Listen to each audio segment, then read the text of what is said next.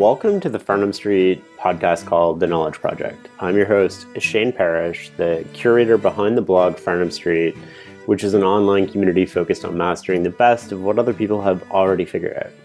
The Knowledge Project is where we talk with interesting people to uncover frameworks you can use to learn more in less time, make better decisions, and live a happier, more meaningful life. On this episode, I have Dacher Keltner. He's been a professor of psychology at the University of California, Berkeley, attaining full professorship since 2002. His writing spans the world of emotion and power. He's the author of several books, including Born to be Good and Understanding Emotions. His latest book, The Power Paradox, explores our limited understanding of power and influence, including how we gain and lose power. I'm pleased to have Dacher Keltner on the show.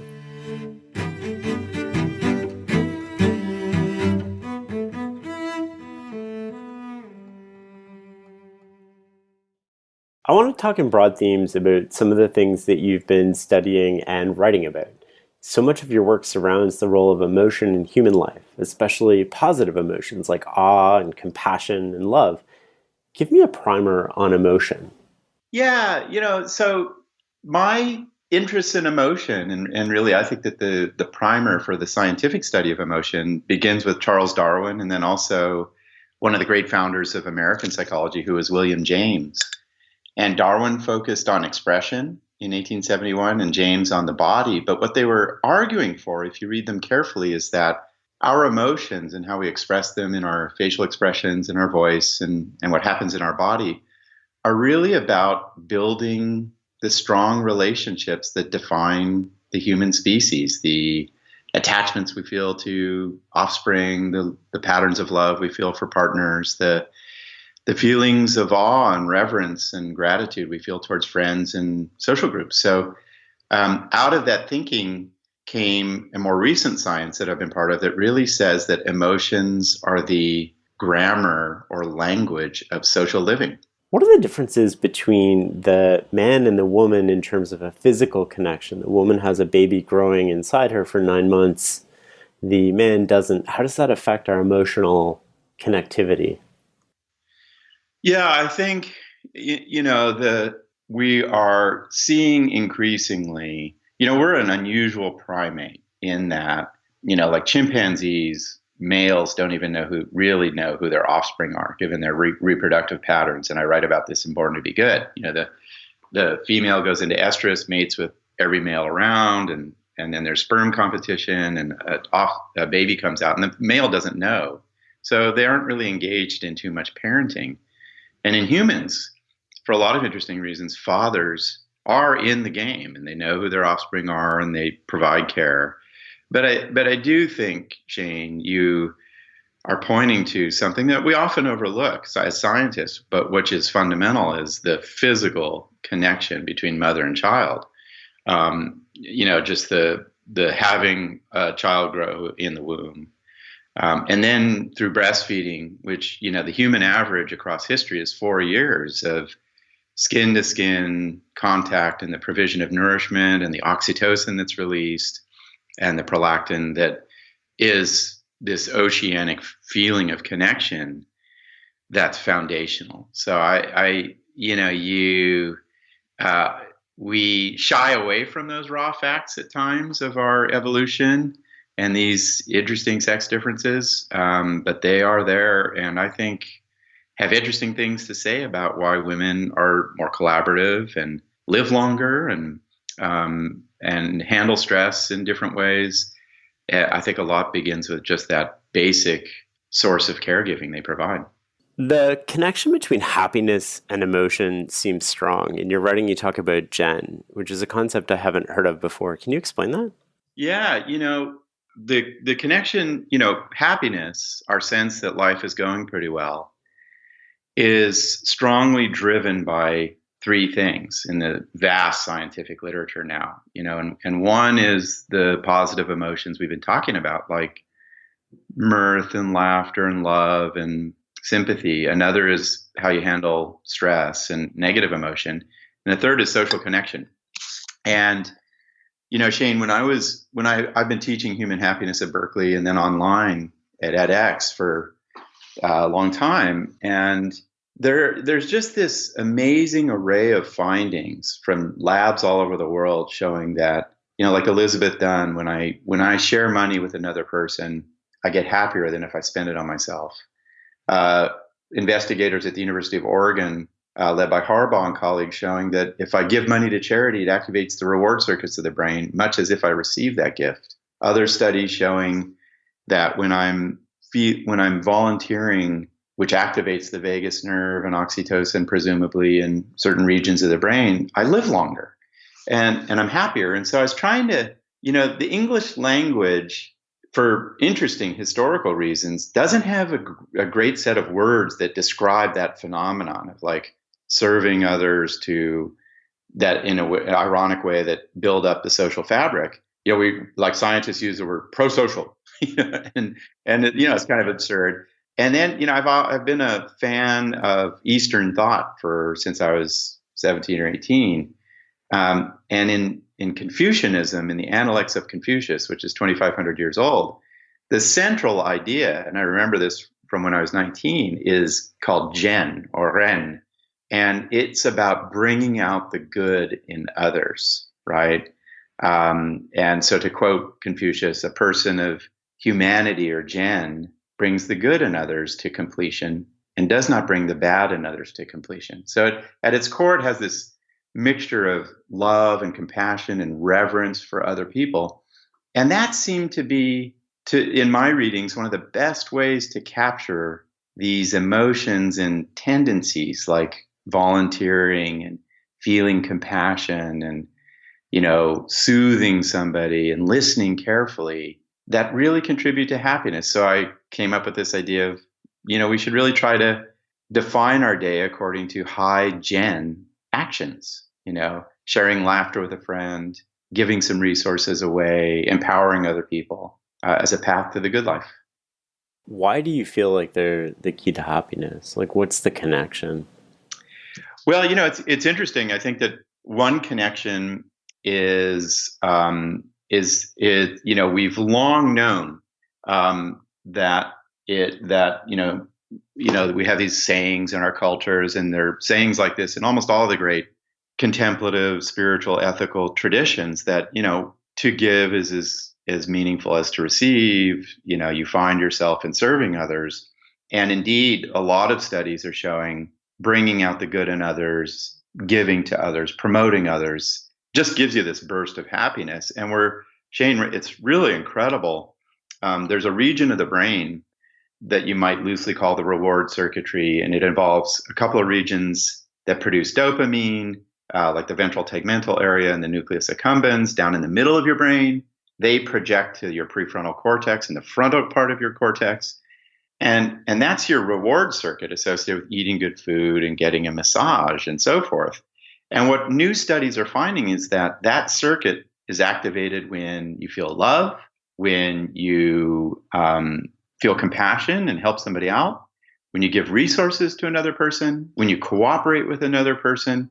It all activates this reward circuit. And what that tells us is the brain has been wired to make it feel good, to do good, right? And we don't know why in the deep evolutionary sense, but that tells us, it gives us a neuroanatomical explanation of that feeling people report all the time, like, God, I was serving food to some homeless, and we have too many people who are homeless in the United States, sadly, and I just felt so good, right?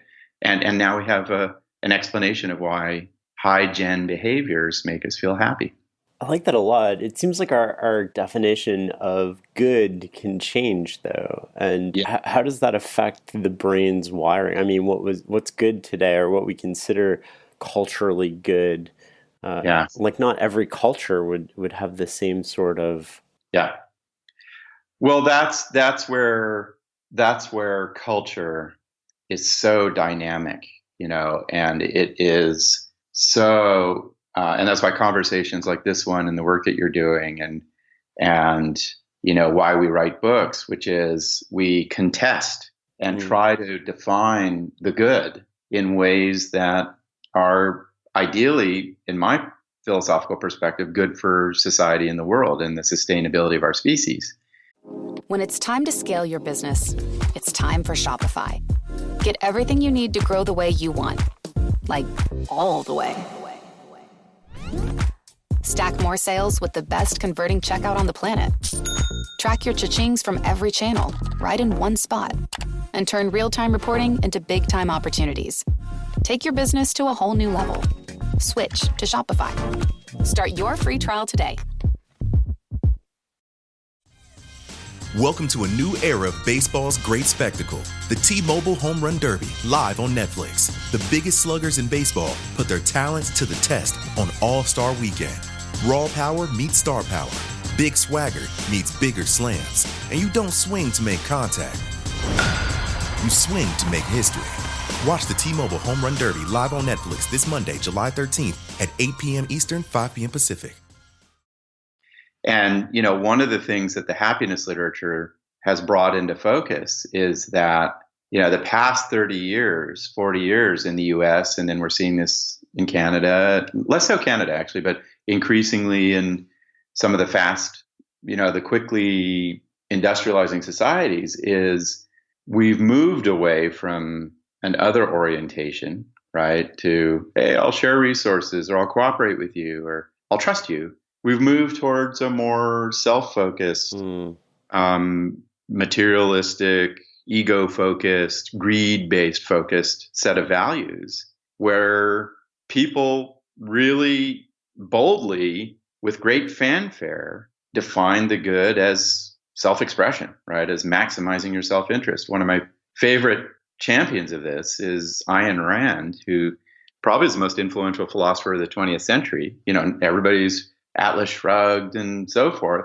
And I'm going to quote her from 1964, where she said, "For any civilization is to survive, it is the morality of altruism that men have to reject." And, I think, as we grapple with carbon emissions and how hard it is to get people to stop consuming, we are grappling with the outgrowth of that definition of what is good, of maximizing your own pleasure. So it is a critical thing, Shane, to really contest and converse about what we define as good. I like the notion of maximizing your pleasure. I think of it in terms of maximizing the first order benefits instead of maximizing your pleasure, because there's a huge second order negatives to all of this stuff. Yep. And so I see it as this inability to almost delay gratification. Yeah. Some cultures, they display very little kind of outward emotion, and some explode with joy and sadness and laughter. From a methodological standpoint, like, how do you approach the problem of determining what's part of our genetic wiring and what's given to us by culture? Yeah. It's amazingly complex. And so I'll tell you about a recent study we're just about to publish. This is with Dan Cordero. You go to other cultures and you are struck. I think people anecdotally are struck by two things. And one is, wow, I was traveling in remote Nepal, or down in, a remote part of Ecuador. And I saw some kids playing and laughing, and it just looked like what I do with what I did with my brother. I saw people flirting, and there just seems to be this similarity. And then at the same time, you come away thinking, but there's all this amazing difference, that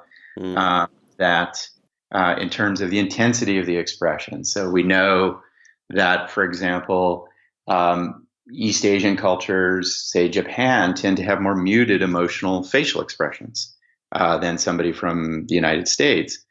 And so how we approach that, and I think you have to really approach it with really precise, sophisticated measurement. And you have to move beyond language, because when I say that person was smiling, that is ambiguous. And if I say, the person from Norway never expresses emotion, that observation coming through language potentially has certain biases in it, right? Stereotypes and so forth.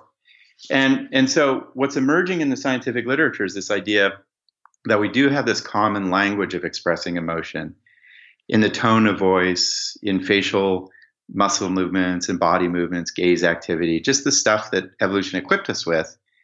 And then cultures have ways of picking this out of this rich language of emotion, creating their own emotion dialects, right? Where we might express anger with like a dramatically raised set of upper eyelids, right? And so my student Dan Cordero did this amazing study that's just been published, where he traveled to 5 countries and he had people express 22 emotions, from awe to compassion to anger to disgust to contentment, some of the positive emotions we've been talking about. And then he took about 6 months coding every visible movement that these people recruited to express emotion. It literally almost left him blind, And what he found, which is interesting, is that across these 5 different cultures, China, India, Japan, Korea, the US, really different cultural systems, about 50% of any expression that an individual would emit is this universal expression, where if you get embarrassed, you turn your head away and you show your neck and you smile in an awkward way and you avert your gaze. And then about 25% of what you express is really this culturally specific dialect, right? Where you might add a little face cover of your mouth if you're laughing in Japan, or when you express pride in the US, you expand your chest in a alpha primate type way. So I think that's a pretty reasonable way to think about, a lot of who we are is due to our mammalian evolution and is universal, but then culture comes in and has this unique language. It's a very significant part of how we express ourselves. So it's similar enough where we understand another culture despite some of the nuances, but it's not similar enough that it looks the exact same. Yeah, and I think that, when you think about experiences with people from other cultures where you don't share a language, this estimate of 50% being universal and 25% being really different seems pretty sensible, which is like you get a sense like, oh, this situation is kind of funny right now. People are sharing laughter, right? But maybe there's a little bit of irony or self-deprecation that you can't pick up that is expressed in a particular dialect. So I do think that it is this sense of part of us is shared, and then culture adds its nuances. In Born to be Good, you have an interesting play on Darwin. Instead of saying survival of the fittest, you say survival of the kindest. How do you differentiate between the sort of kindness we display to those in our groups and the more general sort of kindness we hope to display to strangers we might have nothing in common with? Well, this is one of the, this is a fundamental question in evolution and also in ethics and morality, Shane, and you're really right to zero in on this. And, and thanks for bringing this up. So first of all, when I wrote Born to be Good, and I was doing all this work on compassion and the vagus nerve and oxytocin and parts of the brain that are involved in compassion and really sacrifice and altruism, I read Darwin thanks to the recommendations of a Darwin scholar, Frank Sulloway at Berkeley. And he said, you should, if you're writing about emotion for Born to be Good, you should really go back to all of Darwin's writings and dig deep. And we have this notion of Darwin as being founded on survival of the fittest. And it's the strong and the nasty and the manipulative and the Machiavellian who thrive in evolution. And Darwin didn't believe that at all. And in fact, he anticipated a shift in evolutionary thought today when he said that, it really is the communities that have the most sympathetic members who will flourish and raise the greatest number of offspring. And that idea has really come to life in recent evolutionary thought we've been talking about, which is we have very vulnerable offspring. They're the carriers of our genes. If they don't survive, we don't survive as a species. And so we've evolved these emotions and communication systems like tactile contact to connect and attach and raise offspring. And we need collaborative networks to do that, which is a new line of thinking in evolutionary thought about what's called alloparenting, where we take care of young offspring that aren't ours. And so Darwin had a much different view of our sense of evolution. And, that really sort of shaped how we really need to rethink kind of the origins of human emotion as being this fount of sentiments like appreciation and compassion and love. In an increasingly, just to go back to something we said earlier, in an increasingly self-centered world, do you think you can be too kind? Yeah, there's no doubt. I think that it's, one of the things that I teach in human emotion is, and it's interesting, is Aristotle, the great Greek philosopher, had this principle of moderation, which is we need all the passions in the right place and to the right degree and in the right context, and anger can get you into trouble. If you're a young boy and you are constantly expressing your anger, studies show you're going to have trouble, right? You're going to get suspended and so forth. And Aristotle's idea is really mapping onto kind of a new line of work on we need all the emotions to moderate degrees and tailored to the context in the right way. And ironically, some of the positive emotions, like compassion or joy, if you have too much of them, you will pay a price. So, we've done work in my lab on people who show a lot of hyperconnectivity and compassion to others. And, they tend to fit a profile of being vulnerable to mania, right? Where you walk around in your daily life and you feel connected to the homeless person and you give away a lot of money, and then you go to work and there's a woman who's, feeling sad and you feel too connected to her and you become merged in an inappropriate relationship. And then you go out, back to your family and you're wild-eyed with a sense of positive emotion and connection, and your kids feel, a little distant to it. So I think it's a really telling lesson that even too much compassion, which is one of the most pro-social ethical emotions, it can produce these social costs, these secondary problems that you've talked about, when pushed to the extreme. Do you think that applies to groups as well? Can groups or cultures be too focused on, or not focused, that's the wrong word, but too prone to one without a balance or harmony with the others? Can cultures be too compassionate? Yeah. Wow.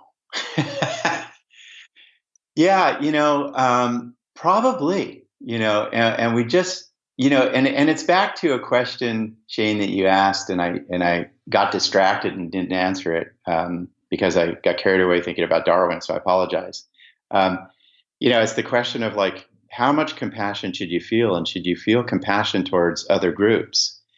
And Darwin laid down this idea of, wow, we've evolved to be sympathetic, and the science is showing we're sympathetic towards young offspring and family members and also friends, right? And people who are part of our social groups.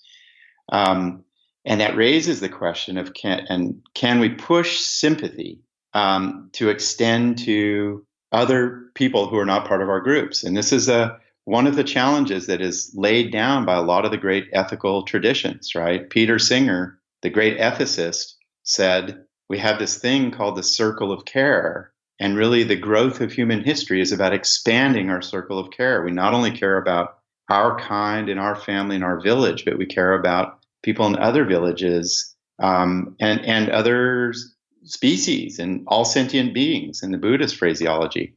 And that I do think that is where we encounter the limits of evolutionary biology, and we have to get to cultural practices like extending compassion to people who are not like us. That raises the question of, if you practice this optimal compassion or maximal compassion like the Dalai Lama does, are you vulnerable and as a culture? And I think you could think of instances in which that's the case, where if a small hunter-gatherer tribe was purely compassionate, they could be invaded and taken over by another tribe. And so I think that raises interesting questions about the limits of compassion. I want to come back to Darwin for a second, because you discuss him a lot. You discuss the descent of man quite a bit in Born to Be Good. It seems like that book has it's relatively unknown. Like it's fallen out of favor over time, or it seems like it's fallen out of favor. Why do you think that is? Well, the it fell out of favor. The Descent of Man, Darwin wrote. It was his first book about humans, and Origin of Species is about other species, and he has nothing to say about human beings.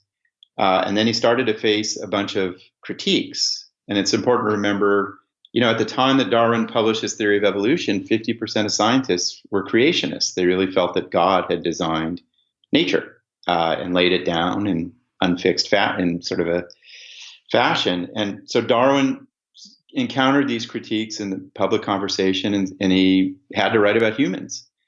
And he did so. He made his case for evolution in humans by charting the emotions, and he wrote The Expression of Emotion in Man and Animals in 1872. And he also wrote The Descent of Man, which originally was going to be part of one book with the Expression book, but he broke it into two. And Darwin's, the reason that it fell out of favor is one is, and this is a subject of debate in Darwinian circles, is, was there a little bit of racism in the book when he talked about other cultures? And like many in that Victorian period, which was a pretty racist period, there are some shades of thinking in essentialist terms about racial categories, which we know is misguided today. But it's modest compared to the racism of other scientists. And I think that the second thing that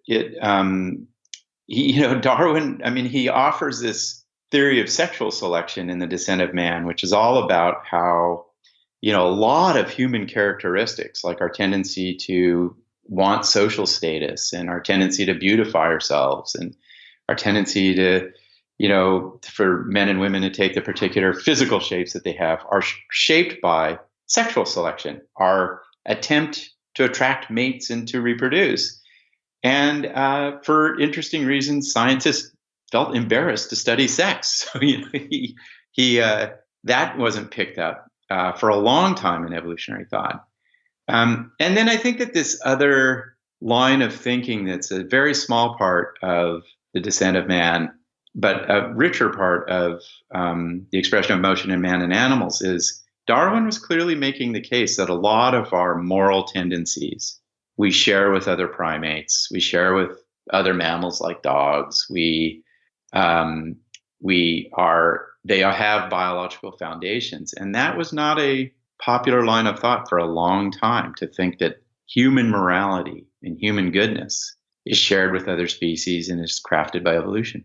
There's a lot of interesting things in that answer. One of them that I picked up on that I kind of want to explore just a little bit is, why do you think that we tend to write people or things off based on something that has nothing to do with the wisdom we're acquiring from it or the knowledge contained in it? Can you elaborate on that? Well, you mentioned that there was a bit possibly of racism, or what we might think of today as racism. Yeah. And if that has a notion, I'm trying to explore the tension between that sort of impact on a book and then our desire or lack of desire to then pick it up and learn something from it. It's almost like we write it off mentally in terms of, oh, this has nothing good to say, because, we insert some sort of blanket statement, and then we miss out on so much because we're not willing to explore ideas of people and separate them or distinguish them possibly from the person. And I'm only mentioning this in the context of Darwin, but I think it exists in the context of almost everything. Yeah, no, I agree. And it's a really complicated issue with scholarship, which is, people will write books in historical, political contexts that are then used by other people, right? People in politics and that may have little to do with the intention of the scholarship. And then in hindsight, future scholars may write off the contributions of that person. So, one of the most, famous examples is Martin Heidegger, a philosopher, ended up kind of, being popular amongst Nazis. And so people are very skeptical about his scholarship. The thing with Darwin, because he is arguably the most important scientist or thinker ever. I think and this is really brought into focus, and it really shaped my receptivity to Darwin by a spectacular book on social Darwinism by I think it's a philosopher named Dacher from Stanford. Ironically, Darwin was in many ways a very 21st century person. He was a devoted father, very involved in his family life, really close to his kids, a good community member, really cooperative, rated by historians as one of the kindest historians. It's interesting to me that Darwin, unlike a lot of Victorian scientists, didn't care about social class, right? And he learned a lot about evolution from talking to working class, poor, ostracized pigeon breeders, right? And he learned about how they created new breeds of pigeon through processes of natural selection.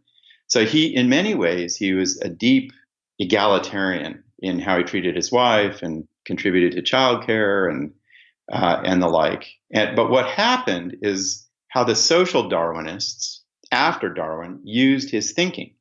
And what they did, as is characterized in this really important book on social Darwinism by Dacher, is they said, hey, there's this English scientist who says, we can explain human beings through evolution. And then these social Darwinists looked around and they said, wow, the most sophisticated society in the world right now is Victorian England. So therefore, we're a different race. We evolved according to different principles than other cultures. And that turned out to be a fallacy and really a political use of Darwin.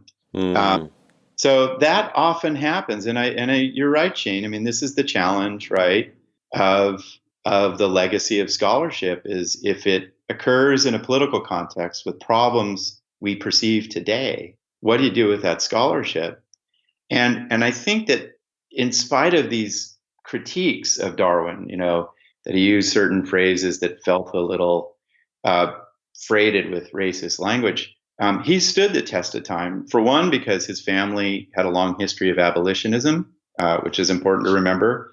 For two, because of the quality of science. And then I think that science tells us, as we've learned and been talking about today, that the noblest of human tendencies, right, our love of art, our sense of morality, our ability to care for vulnerable things, are really common to all human beings, which is what Darwin ultimately was arguing. Right. I worry that if we can't separate people from ideas, that we inadvertently get into almost a moral selection bias. Yeah.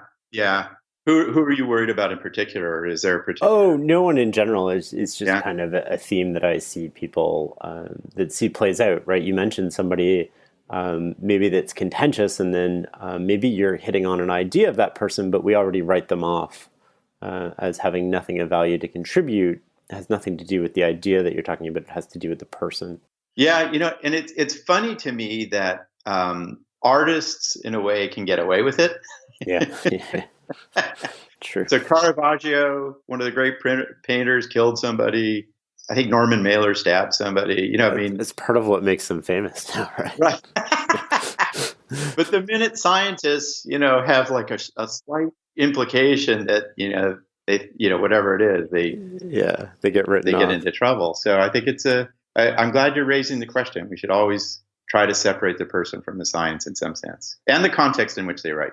Since you're a psychologist, I have to ask, what is your take on the reproducibility crisis kind of in the social sciences and some of the non-social sciences these days? How do you approach this problem of non-replicable research and sort of being careful not to draw conclusions that are false?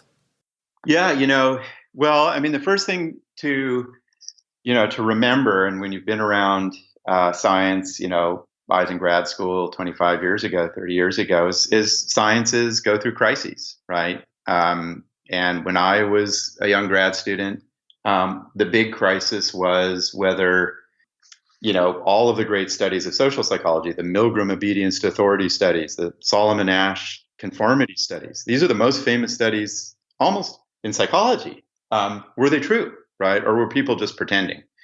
And that was a crisis, and we debated it, and then we used our reason to assess the validity of the findings, and they've stood the test of time. Today, the reproduction crisis, I have a couple of reactions to it.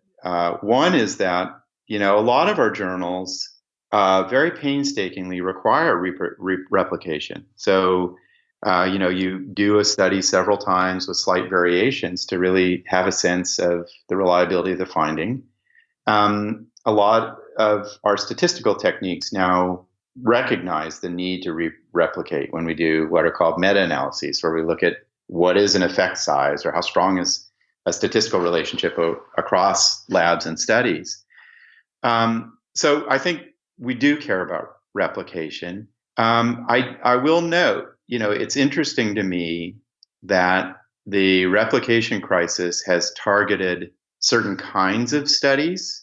So we're not attempting to replicate really intensive physiological studies, which could take years to do, or they've tended to really target studies that you do online or that are quick and kind of catchy.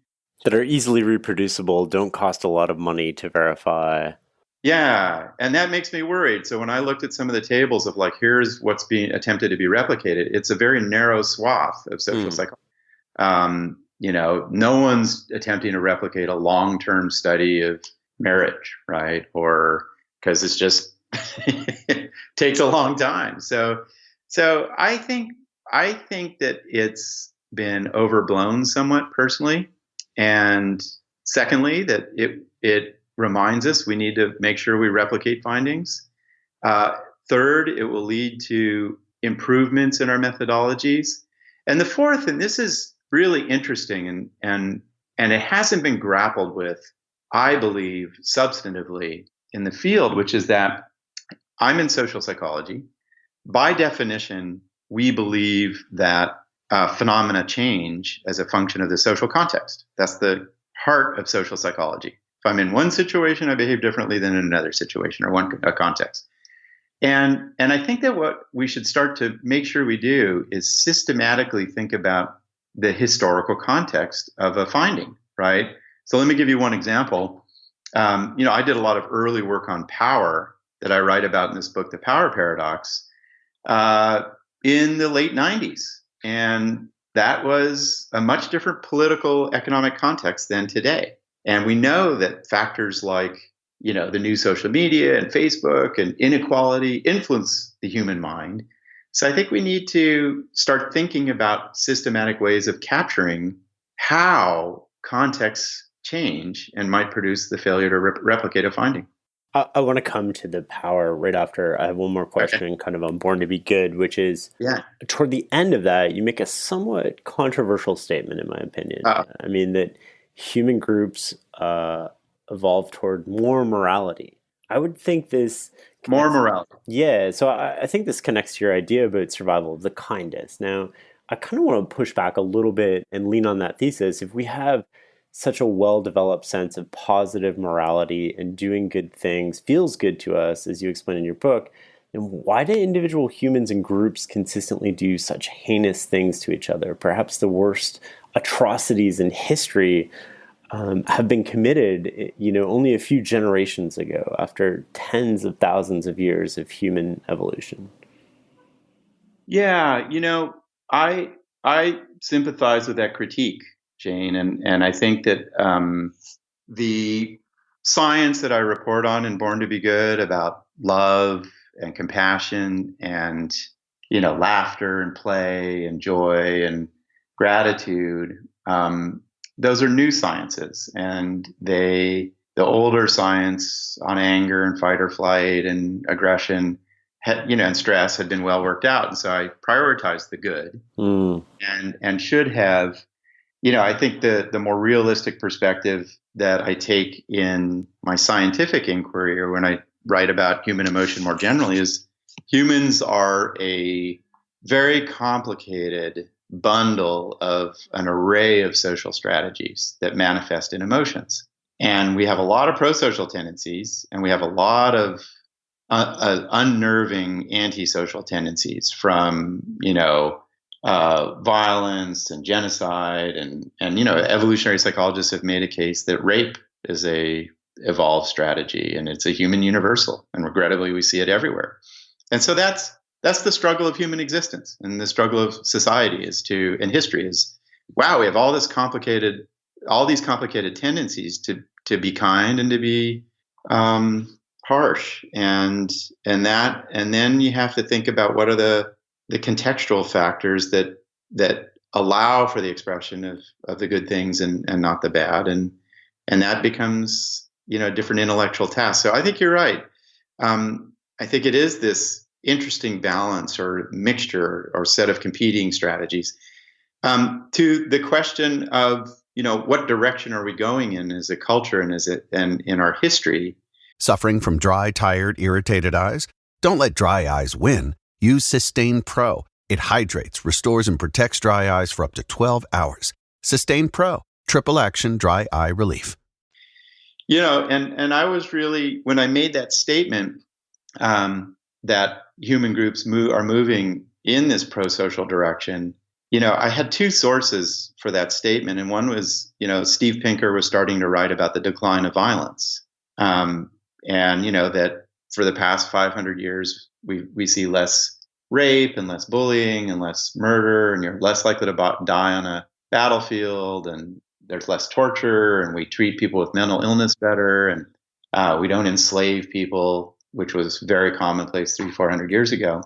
And I believe that. I feel slowly the direction of history is towards a little bit more kindness. And you could contest that, and people have contested Pinker's thesis.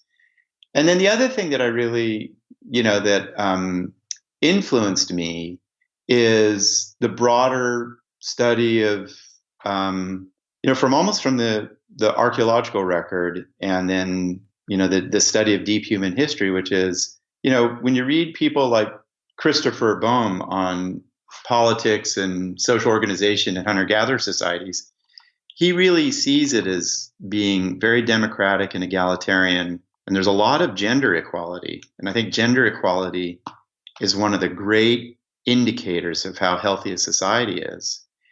And then we go through a period, as feminists have long been noting, where women did not fare well in many traditional religions and social organization of the last, as we moved out of hunter-gatherer societies to more stable, larger kingdoms. And I believe the last 50 years, we're seeing a rise of women to power, which tells us that on that almost most significant indicator of how healthy a society is, we're moving slowly again in the right direction. I wonder on the violence thing, having not read a lot on this, if it's the frequency of the violence is going down, but the magnitude of the impact of the people committing violence goes up because the technology or the weapons is almost asymmetric to where it was hundreds or thousands of years ago. Yeah, you're absolutely. We've moved away from, when I read about Machiavelli for this power book, and I just read about how violent the 1500s were, it's pretty astonishing. Just, hand-to-hand combat and torture, physical, and just unbelievable. But now we have these new technologies where an atomic bomb dropped on Japan kills 150,000 people. Yeah. There are other problems with the thesis. I volunteer in the prisons, and in the U.S. we have 2.5 million people in prisons. Many have mental illnesses and are there for minor drugs. And prison can be thought of very sensibly as a form of violence, right? As a way it shortens lives and inflicts harm. So it's worth contesting. Let's come back to Machiavelli. So let's talk about your more recent work on power, I guess. We'll lead off with Machiavelli here. So the cultural notion of power that most of us have, in one way or another, derives from kind of Machiavelli's 16th century book, The Prince. And that is power is about force, kind of strategic ruthlessness, and making progress at all costs. The interesting thing to me is that you argue this is a limited and outdated notion of power. Why? Well, and boy, do I seem like a fool when you, from a certain vantage point on today's political context. So I wasn't even going to bring that up. I don't think Yeah. you seem So like a fool, but I definitely think that the current climate might yes, differ call with your. this into question. Yeah. Yeah. So here's what's really interesting. When you take a step back and you think about the broad sweep of human evolution, the best, most reliable data on hunter-gatherer societies, small groups, 75 people, we evolved in these groups for 200,000 years, was that power was collaborative. It was distributed across people. And it was kind of horizontal. It was there weren't really vertical hierarchies, right?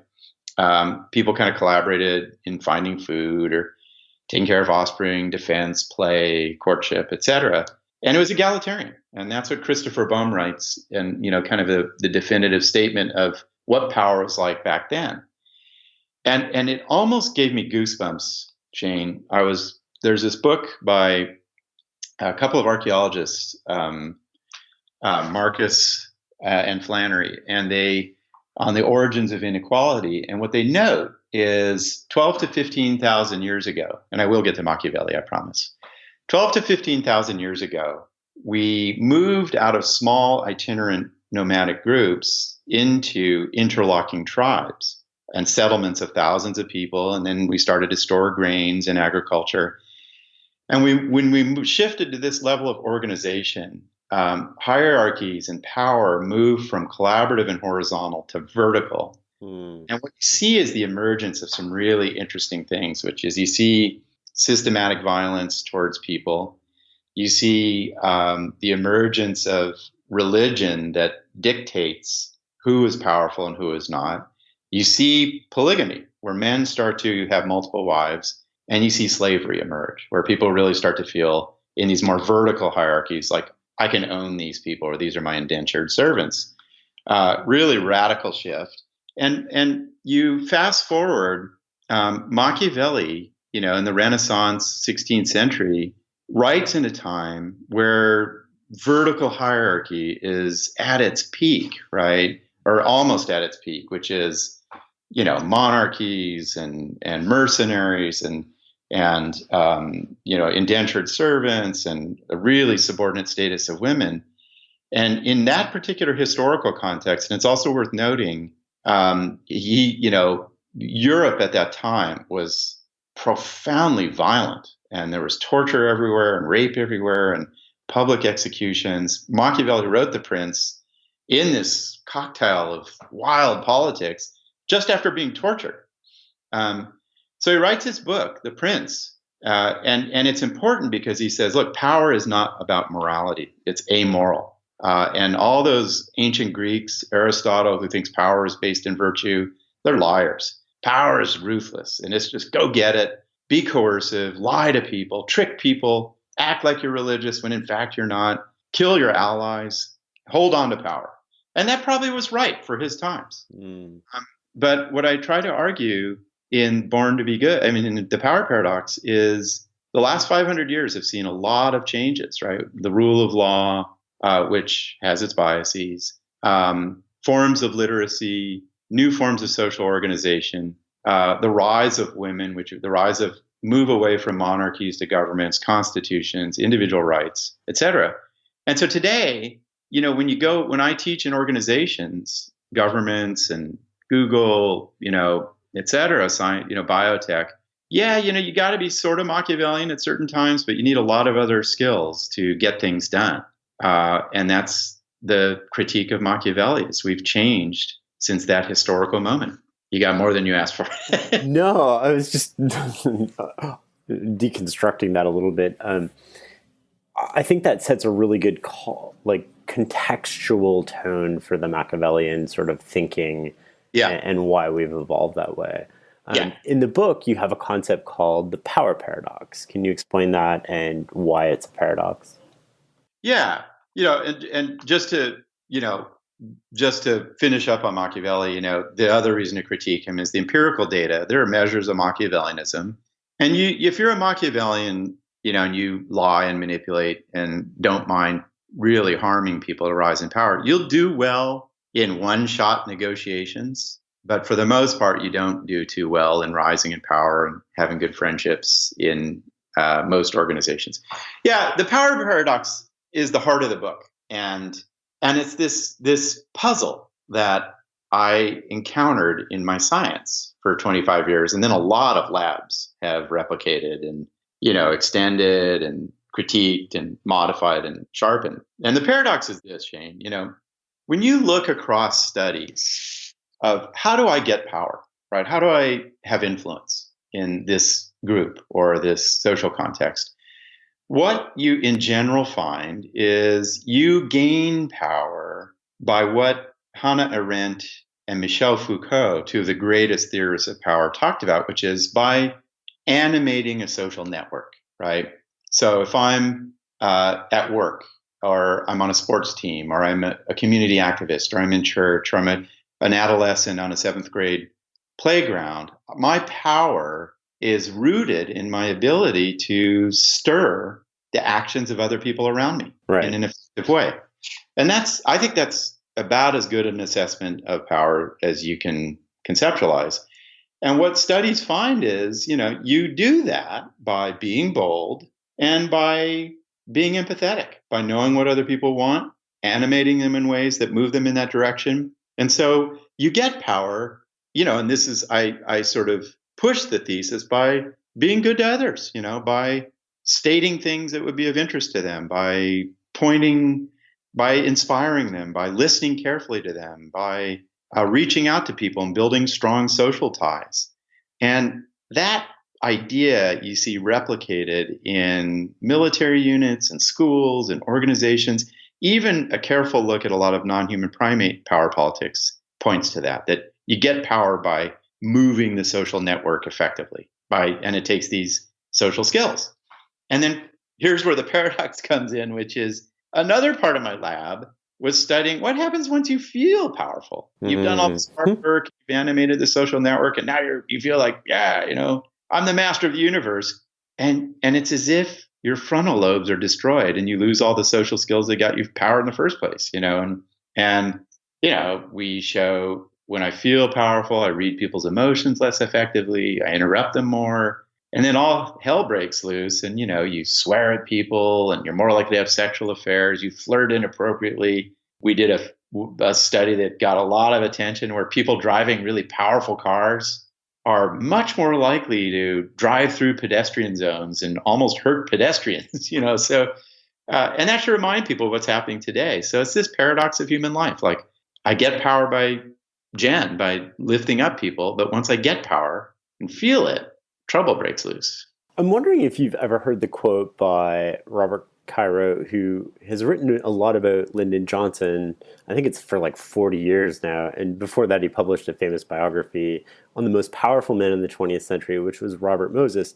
And he said a few times, he said the following, which I want to quote here, which is, I often hear that power corrupts and that absolute power corrupts absolutely, which is Lord Acton's kind of rule. But what I have found to be invariably true is that power reveals. Would you agree with that sentiment? Yeah, Shane, man, you are a good reader of things. I really appreciate it. So, and I'll give you a little bit of science on this and the struggle. The science. So I push the argument that power leads to these really selfish, problematic behaviors, and I believe that to be true. So a lot of our work, more recent work with Paul Piff in particular, and Michael Krauss, two cherished collaborators, is about privilege. And if I come from the 1%, how do I behave? And it looks like you are more abusive, right? If you have a lot of wealth, and so our studies show, fitting this power abuse hypothesis, that if I'm from the well-to-do and, or feeling I'm from the upper class, I'm less likely to attend to people carefully when they're speaking. In an experiment, I'm more likely to lie and say I got a really good score on a test to win a prize, even though I have more money, don't need the monetary prize. I drive in a problematic way, which I talked about. I'm more likely to take candy in a bowl than the candy says it's meant for the kids in this institute in which the study took place. So power seems to corrupt in that case. But I think Caro's hypothesis is really more apt, which is that it's the context of privilege and being from an upper class background that allows you to just gratify your desires. And so when you feel powerful from that background, you're just more selfish. You're more likely to ignore other people, as Marie Antoinette said, and let them eat cake or whatever she said. So in that sense, Caro's right. It reveals. And I push the thesis, the Lord Acton hypothesis, that it corrupts, because in a lot of contexts it does.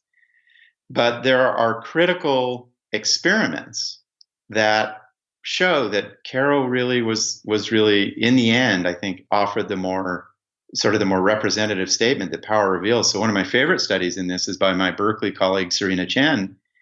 She found people who were really Machiavellian and competitive, or really warm and generous.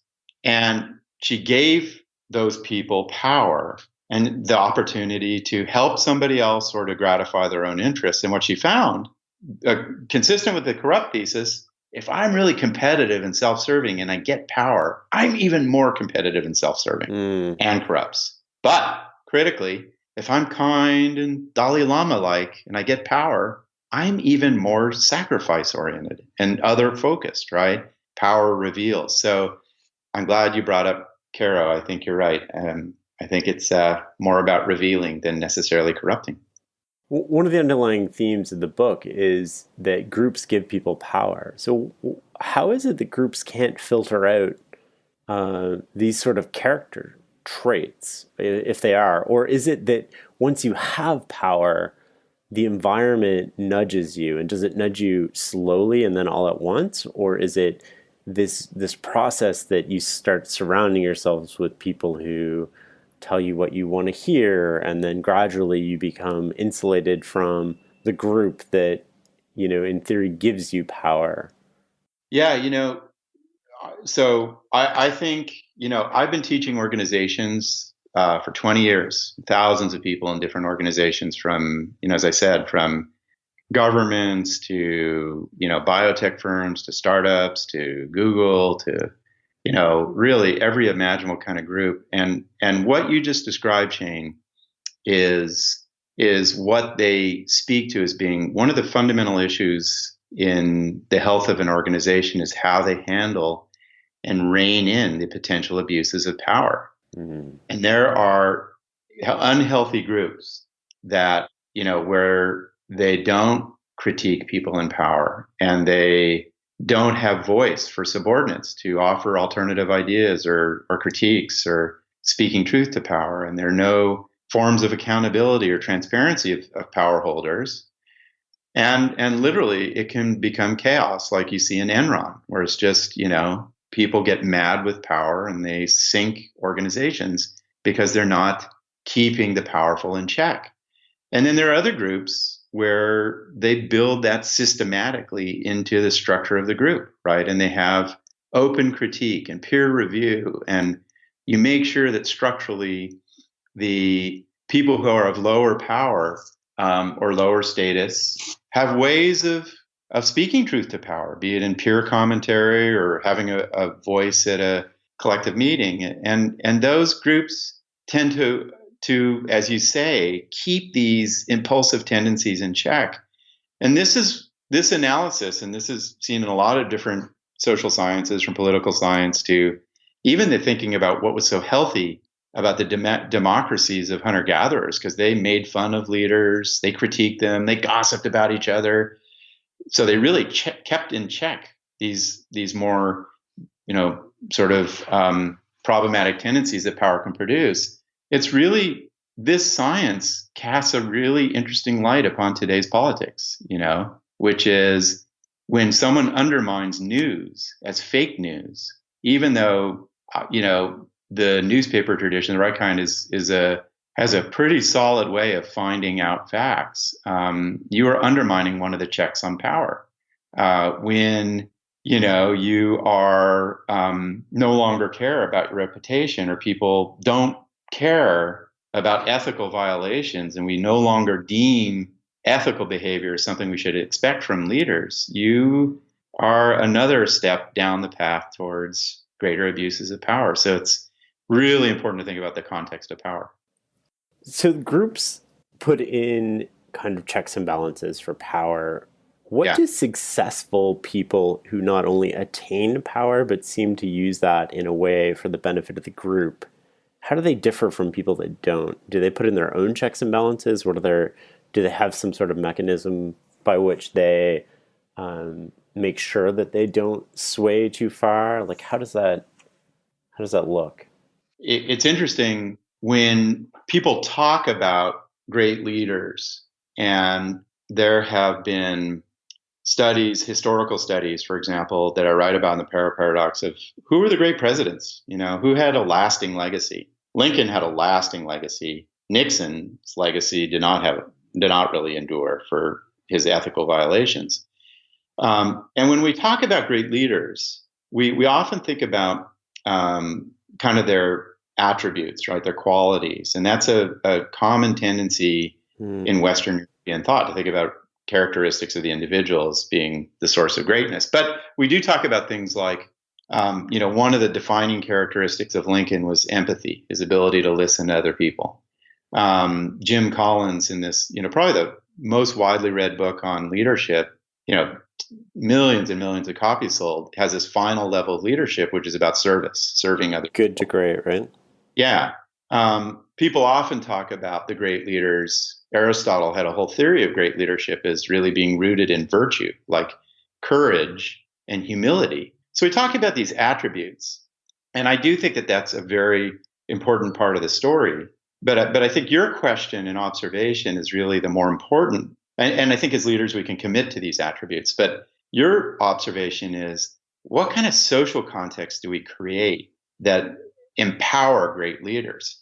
And so one is what John F. Kennedy did after his Bay of Pigs disaster with Cuba, is he appointed people in his cabinets to be devil's advocate. You have to have critics of everything that leaders do. I just think that process is essential. Just any kind of proposal that a leader should make should be met with the counter proposal, and then you reason through it. I think that, great leaders listen to everybody, and they build contexts like Lincoln, where he would have a time during his day, this is an older historical period where citizens would come to the White House and they would talk to him. And, he would hear them, and he wasn't sheltered. So I think that you have to listen. And then I think that there's something about transparency, like building contexts in which things are really transparent, that makes for effective power. And when you think about the collapse, the 2008 economic collapse that Michael Lewis wrote about, all of our ways of rating these commodities and these products, there was totally, no one could understand them. There was no way to assess them. There was no transparency. And then people ran roughshod over ordinary investors. So I think you need to build contexts where you're challenged, where you listen, and where your methods of leading are open. And when you have that, things will go well. In your book, you talk about empathy deficits as a means towards not only losing power, but if we map that to Born to Be Good, we can probably hypothesize that it also leads to decreased happiness. Yeah. Which losing power, I would imagine, would obviously cause decreased happiness. But just in general, what does it mean to have empathy, and what does that look like? Wow, such a nuanced question. So empathy, we often confuse empathy with compassion or sympathy. Sympathy and compassion are when you feel you're concerned about someone's suffering and you want to lift up their welfare, or you just want to enhance the well-being of another person. Empathy is really, people talk in the scientific literature about cognitive empathy, which is where I know what you are thinking about and feeling. And then emotional empathy is I feel what you feel, right? You laugh and I start laughing, or you're feeling joyful and tearing up and I feel the same thing. So there's cognitive and emotional empathy. And, this was really one of the first big clues to why power produces so many problematic effects in society, the abuse of power, which is labs started to show that, if I get power and I'm randomly assigned to have power over other people, I judge their emotions less accurately. I can read emotions less effectively from photos of facial expressions. One of my favorite lines of work is in the neuroscience realm, the work of Keely Muscatel, who's now at the University of North Carolina. She is interested in regions of the frontal lobes that are engaged when we listen to other people talk, and if a friend is talking to you, parts of your frontal lobes are activated so that you start to think about, well, what's that person feeling and what were they intending in that situation? And why might they have acted in that fashion? And where are they right now? You're just empathizing in many different ways. And Keely found that if I come from a place of power and privilege and I listen to my friend, those regions of the brain aren't activated, right? So it was stunning to realize how deep these empathy deficits are. And you had this really astute observation, Shane, and I think it's one of the deeper veins of implication in the happiness literature that's really worth thinking about, that I touch upon in Power Paradox, which is, it's one of the puzzles in the happiness literature is that you're not as happy as you might expect when you make a lot of money or you have a really powerful title. That power and success and wealth don't bring you as much happiness as we tend to think. And that is well replicated. The relationship between wealth and happiness is pretty modest when it really boils down to it. And I think that it has to do with the empathy deficits that wealth and power produce, which is our lab has shown if I'm feeling powerful, I don't take as much joy in your joy, right? I don't take as much inspiration in the things that inspire you. I don't laugh as much. If you laugh, you don't have empathetic joy, which I think is one of the most delicious kinds of happiness that we can experience that power tends to undermine. How did you go about teaching your kids empathy or encouraging them to the extent you could to have empathy?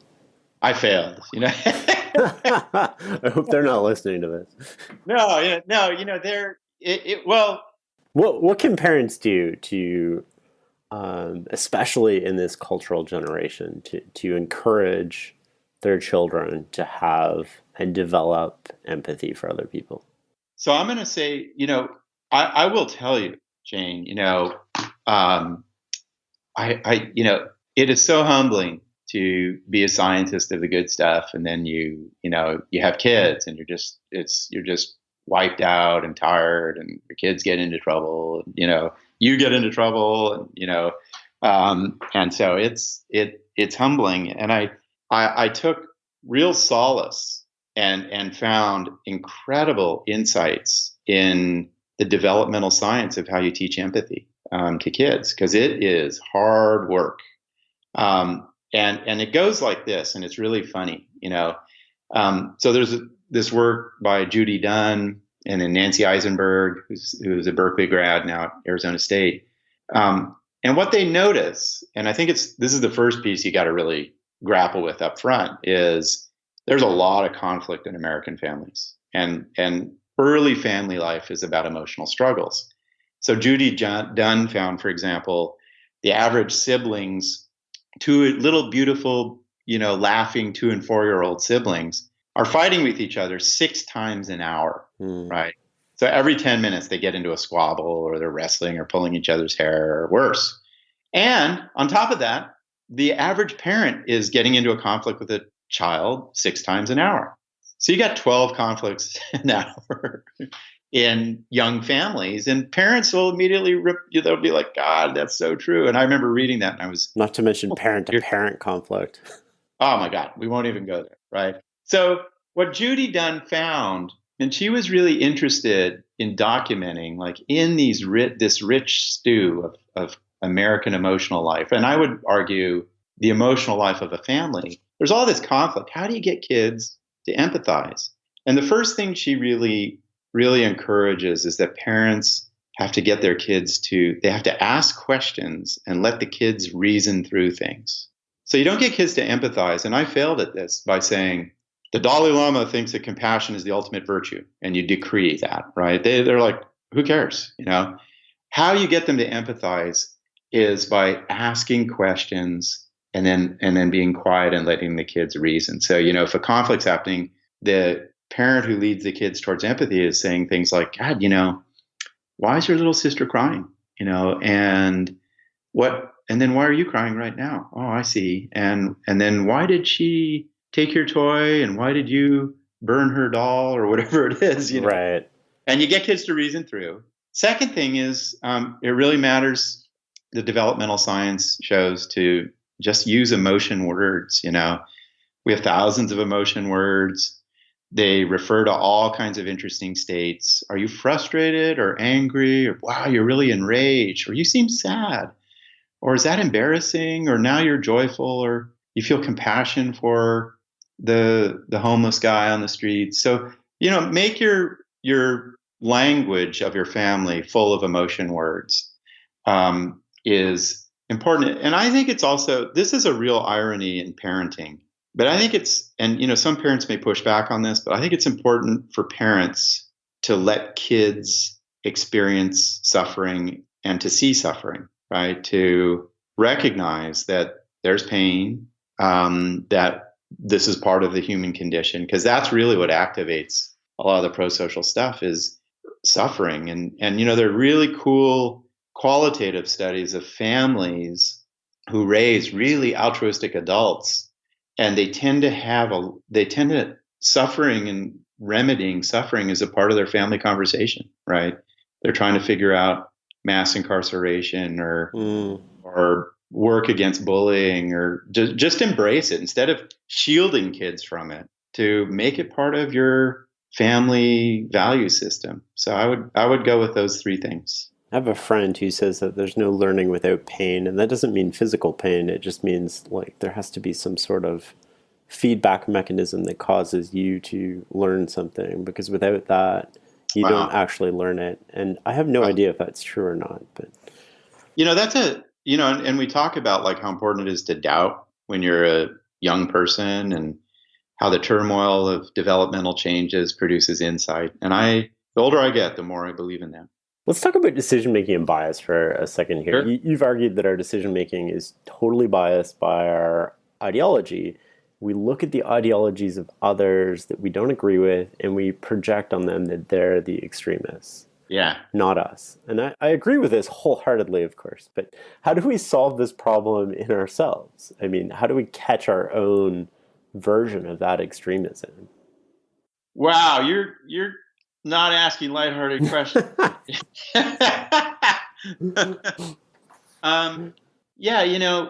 We started to do this work, and I think it's more timely than ever today. And when we study people on opposite ends or on different categories, in different categories of ideological debates, like abortion and the death penalty and the like, and and other kinds of conflicts, and we notice this really interesting tendency, and it really is twofold, which is people tend to assume that they get the facts right, and we call this naive realism, and other people call it phenomenal absolutism, but it's the idea that when I look at reality, and we know how I look at reality is shaped by my emotion and my hunger and my social class and all these contextual factors.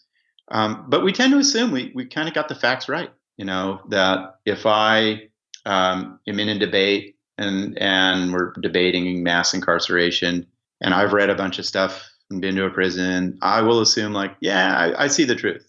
And then the second thing that happens in this study, this research we did, is when we encounter people who differ from us, like, oh, that guy thinks we should punish criminals more strongly, or that person has a different view of transgender identity, we assume that they are politically and ideologically motivated and are at opposite ends of the continuum. And time and time again, this finding replicates. It's easy to find, which is people think that disputes and debates there are two extreme camps, and that's all there is. But the fact of the matter is that's a stereotype of debates. And really, when you look at people's real views, we have a lot of common ground, right? there are a lot of moderates in debates. There are a lot of people who agree. I may disagree with somebody on tax policy, but I agree with them on funding public schools or whatever the case may be. So there's much more overlap in our ideological attitudes than what we stereotype to be the case.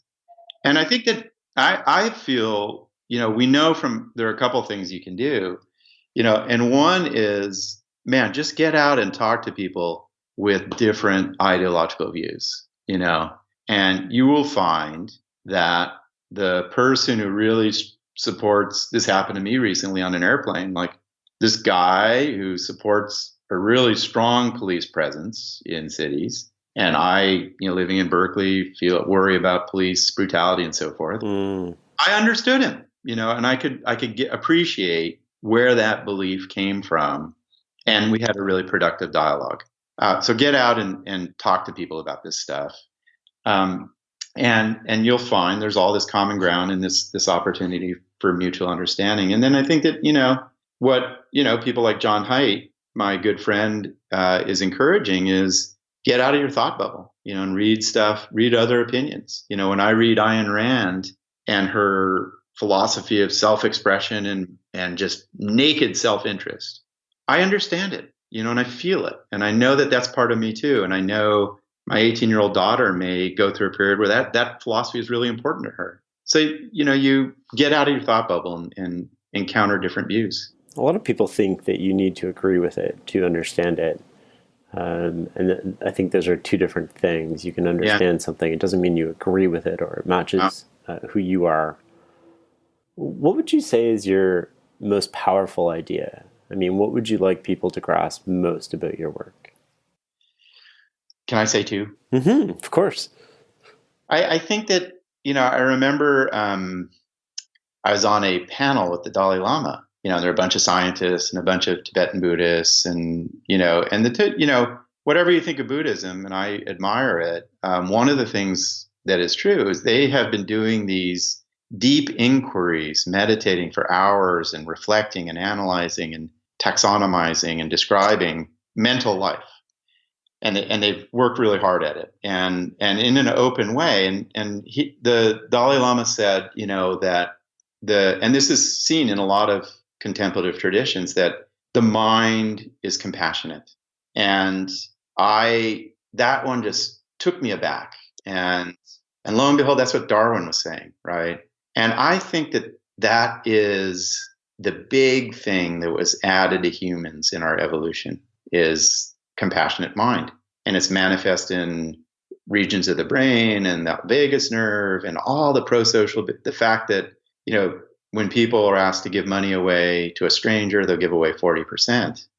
And to me, once you start your understanding of the human mind with that assumption or really generalization from the literature, a lot of things come out of that. Like, God, it's so interesting. I find trees to be so beautiful, and they have these patterns, and I feel like I care for them, right? And that is an extension in the aesthetic realm of compassion. Or, wow, when I hear beautiful music, I tear up at humanity, and I want to be around people I care about.